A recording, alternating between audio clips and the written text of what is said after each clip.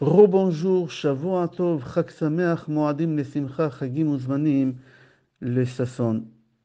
La paracha qu'on va lire Be'ezrat Hashem demain, et comme j'ai dit tout à l'heure dans le cours, que cette paracha on la lit jamais Shabbat. Vezot Beracha. Et on va pas finir la Torah demain, on va recommencer encore Bereshit. Mon cher Rabbeinu, avant de quitter le monde, dans notre paracha qu'on lira demain, il nous bénit, il nous dit Rochev Shamaim Be'ezrecha. C'est quoi Rochev Shamaim?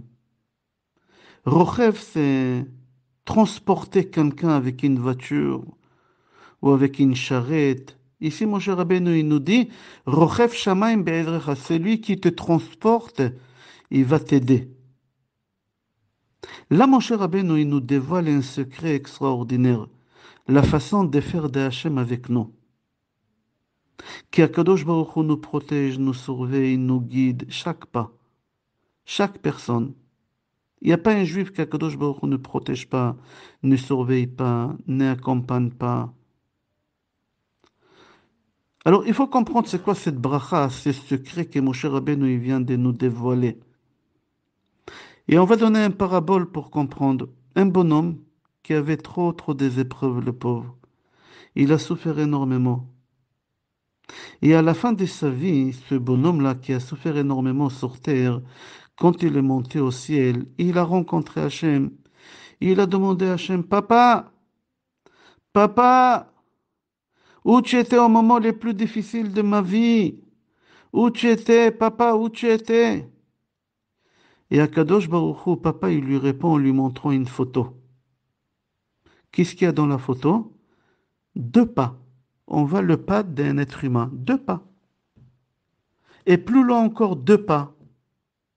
Ce bonhomme dit à Hachem, Papa, je comprends pas c'est quoi cette photo-là, je comprends pas cette image. Où tu étais quand j'avais besoin de toi, quand je t'appelais, quand je criais, quand je... Où tu étais, papa? Akadosh Baruch Hu, il lui montre encore une image. Il dit peut-être il va comprendre. Il comprend pas, c'est quoi? Deux pas. Il dit papa, je comprends pas. Depuis tout à l'heure, tu me montres deux pas. Maintenant, dans la deuxième image, tu me montres encore deux pas. C'est quoi ça? Hachem il lui dit viens mon fils, assis-toi, je vais t'expliquer. Dans la première image que je t'ai montrée, il y a quatre pas. Deux pas devant et deux pas derrière. Les deux pas devant, c'est toi. Et deux pas derrière, c'est moi que je te protège, je te suis partout. Jamais je t'ai laissé seul, mais tu m'as pas vu, j'étais derrière toi. Il dit Hachem, je comprends pas qu'est-ce que tu es en train de me dire, j'ai marché devant, tu marchais derrière. Je comprends pas. Akadosh Baruch Hu lui dit dans chaque endroit où tu as marché, j'étais derrière toi, je t'ai protégé, je t'ai surveillé que tu n'auras pas du mal. Jamais tu as eu du mal. J'ai tout fait pour que ta vie elle soit rose. Et là, le bonhomme il s'énerve, il dit Hachem, je comprends pas. C'est faux. Tu sais combien j'ai souffert quand papa, mon père, il était malade à l'hôpital. Il était mourant. Combien je t'ai appelé, je t'ai cherché, je t'ai pas trouvé. Et en fin de compte, papa, il est mort. Après ma mère, quand elle était malade, j'ai prié, j'ai pleuré, je t'ai pas vu. Maman aussi, elle est morte. Après moi, quand j'étais licencié, après des dizaines d'années au travail, on m'a licencié sans ça. Je t'ai appelé, j'ai crié, tu n'étais pas là, je t'ai pas vu. Où tu étais au moment le plus difficile de ma vie, où tu étais, papa? Hachem, il lui dit, la deuxième photo que je t'ai montrée, il n'avait que deux pas là. Il n'avait pas deux pas devant le tien et deux pas derrière le mien. Il n'avait que deux pas là. Et les deux pas, c'était les miennes, Hachem, il lui dit. Et lui, il dit, Hachem, je comprends pas. Je comprends pas. Hachem, il lui dit à ce bonhomme-là, regarde la photo bien, regarde. Il dit, mais je regarde, papa, il n'y a que deux pas, c'est quoi ça? Où ils sont mes pas? Hachem, il lui dit, les deux pas que tu vois, c'est mes pas à moi. Quand ton père il est décédé, tu étais brisé. Quand ta mère elle est décédée, que tu étais à genoux. Et quand on t'a licencié, tu étais en dépression, tu ne pouvais pas tenir debout sur tes deux jambes. C'est pour ça on va pas tes pas. Je t'ai porté sur mes épaules. Et c'est pour ça que tu vois que mes pas. C'est ça la bracha que Moshe Rabbeinu il nous dit dans la paracha de cette semaine. Sache, quand tu traverses une épreuve, tu es assis sur l'épaule de papa. Akadosh Baruch Hu te transporte. Rochef Shamaim be'ezrecha. Akadosh Baruch Hu lui a dit à ce bonhomme, tu étais tellement faible que tu n'as pas pu tenir sur tes deux jambes. J'étais obligé de te prendre et de te porter sur mes épaules. Et c'est pour ça que tu ne vois pas tes pas, tu vois que mes pas dans la deuxième photo. Parce que si j'étais pas là au moment les plus difficiles de ta vie, tu n'aurais pas tenu un seul instant. Et c'est ça qu'est-ce qui, mon cher Rabbeinu, il nous bénit dans la paracha qu'on lira demain, Be'ezrat Hashem. Rochef Shamaim be'ezrecha. C'est quoi Rochef Shamaim? On est assis sur l'épaule des papas, les moments les plus difficiles. On ne doit pas oublier. On est assis sur l'épaule des papas, Be'ezrat Hashem. On vient de finir les 7 jours de fête. On est en train de se quitter des papas. Après, au Sha'ana, 51 jours.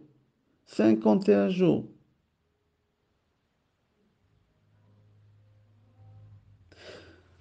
C'est rapporté au nom de Baal Shem Tov que chaque arbre, chaque plante,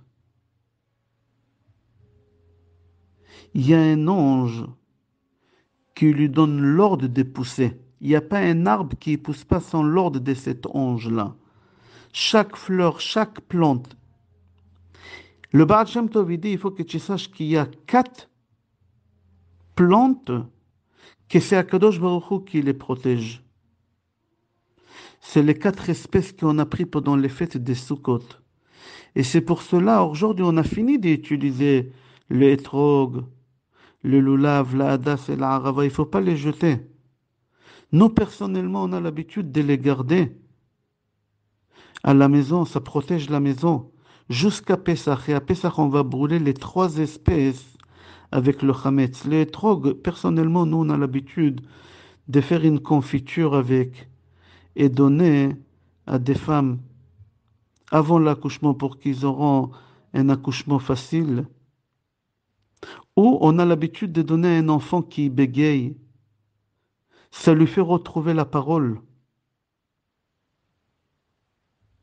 Le Gaon Mevilna dit qu'il n'y en a que 3 mitzvot dans la Torah qu'on peut les faire avec tout notre corps. La première mitzvah, c'est habiter en Eretz Israël. C'est lui qui habite en Eretz Israël. Il fait la mitzvah d'habiter en Eretz Israël avec tout son corps. La deuxième mitzvah, c'est la soukha. C'est qu'est-ce qu'on a fait pendant 7 jours. On est rentré dans la soukha. On est rentré en Hachem. On a expliqué ça, que la valeur numérique des soukhas, c'est 91. C'est les 2 noms de Hachem, Adenout et Yudke Vavke, 26. C'est le nom de Hachem. 91, les 2 noms de Hachem. Et troisième mitzvah qu'on fait avec tout le corps, c'est quand on va se tromper au migvé.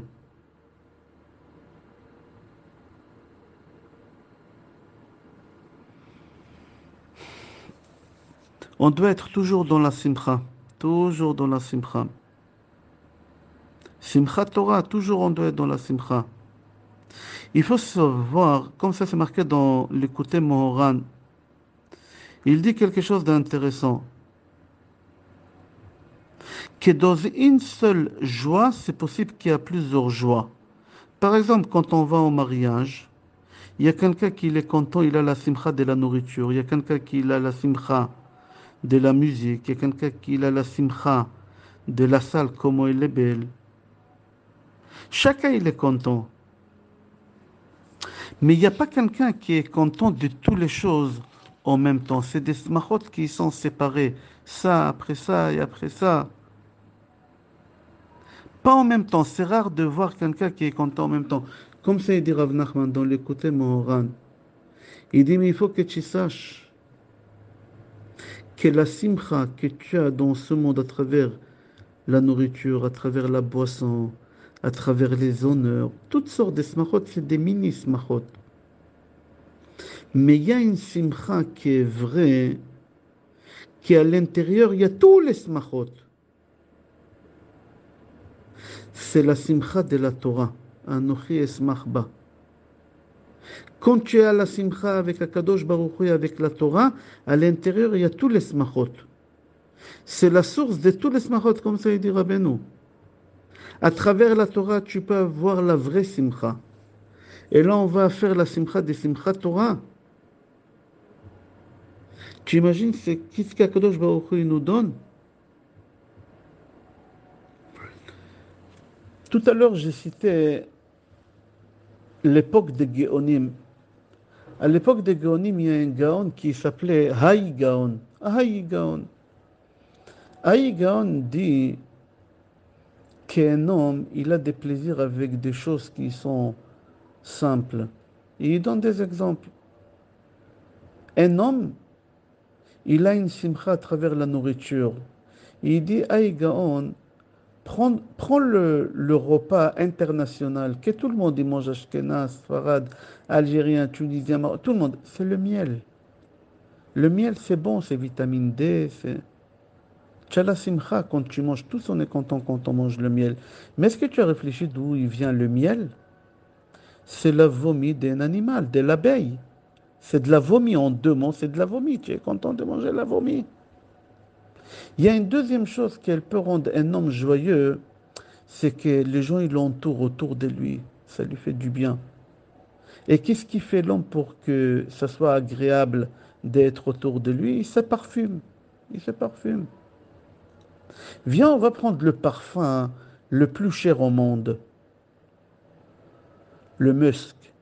Tous les parfums qu'on a aujourd'hui, c'est chimique, on va les appeler, je crois. Le vrai parfum, le musk. Pourquoi on l'appelle le musk? Parce qu'on prend des animaux, on les fait courir et on récupère la transpiration de leurs muscles avec une raclette et le concentré de la transpiration, on fabrique le parfum le plus cher au monde qu'on l'appelle le musk. Et un homme, il est heureux de se parfumer avec la transpiration, la chose la plus sale d'un animal. Il dit à Igaon, l'homme, il est heureux de manger la vomi de l'abeille. L'homme, il est heureux de mettre sur lui la transpiration d'un animal, le musk. C'est la transpiration des muscles. Et il y a troisième chose que l'homme aime, plaire. Et qu'est-ce qui fait l'homme pour plaire? Il s'habille avec des habits qui coûtent cher, de la soie. La soie, elle vient d'où? D'où elle vient la soie? Et il dit à Egon, c'est un ver de terre qui crache des fils de soie. Et il dit à Egon, homme, réfléchis. Tu rentres le soir à la maison, tu dis à ta femme, habille-toi, on va aller manger au restaurant. Alors qu'est-ce que tu fais? Tu mets de la transpiration de muscle sur toi. Tu t'habilles avec la crachat de ce ver de terre de la soie.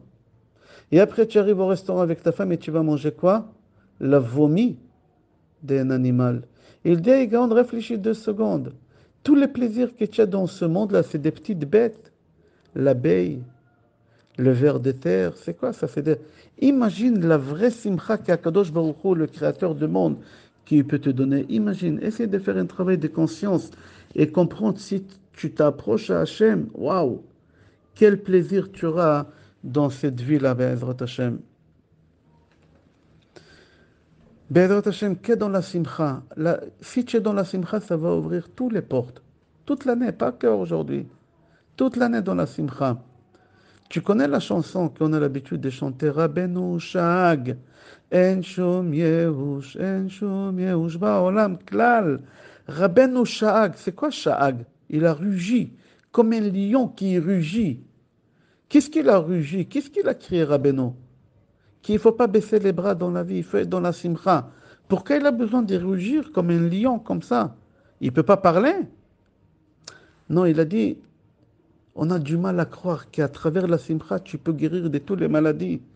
Tu peux régler tous tes problèmes à travers la simcha. Les gens, ils ne voulaient pas croire, ils étaient obligés de crier, de rugir comme un lion.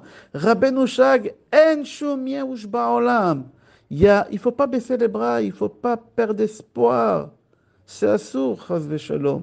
C'est pour ça qu'il était obligé de crier comme ça fort.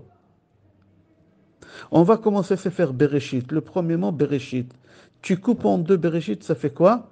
Barashir. Akadosh Baruch Hu, il t'a ramené au monde uniquement pour que tu chantes. uniquement pour que tu chantes. Nous, on s'appelle Béné Israël. Israël, c'est quoi Israël? Tu coupes le mot en deux, ça fait Shir-El. Hachem, il veut que tu lui chantes. Si tu chantes à Hachem, Akadosh Baruch Hu va t'ouvrir les portes. Hachem, il a reproché à Abraham Avinu qu'il ne lui a pas chanté. Hachem, il dit, je t'ai sauvé des Ur-Kasdim, de la fournaise, et tu ne chantes pas. Akadosh Baruch Hu, il s'est fâché contre Yitzhak. Hachem, il lui dit, je t'ai sauvé de Hara Moriah, et tu n'as pas chanté pour remercier. Akadosh Baruch Hu, il s'est énervé aussi contre Yaakov qu'il n'a pas chanté. Akadosh Baruch Hu, il a dit, Pia patra bechorma. Sur qui? Sur Moshe Rabbeinu. Moshe Rabbeinu, il arrive avec Bnei Israël devant la mer. La mer, c'est les vagues, les problèmes, les soucis. Tous on veut ouvrir cette mer-là. La parnassa avec l'argès, la santé, tous on veut. Akadosh Baruch Hu, il n'a pas voulu ouvrir la mer tant que Moshe et Bnei Israël, ils n'ont pas chanté. Dès que Bnei Israël et Moshe Rabbeinu, ils ont chanté, Akadosh Baruch Hu, il a dit, Pia patra bechokma. Maintenant, les gens, ils ont compris comment on peut arrêter tous les problèmes. C'est qu'à travers les chants. Hachem, il veut te voir joyeux. Hachem, il veut que tu chantes.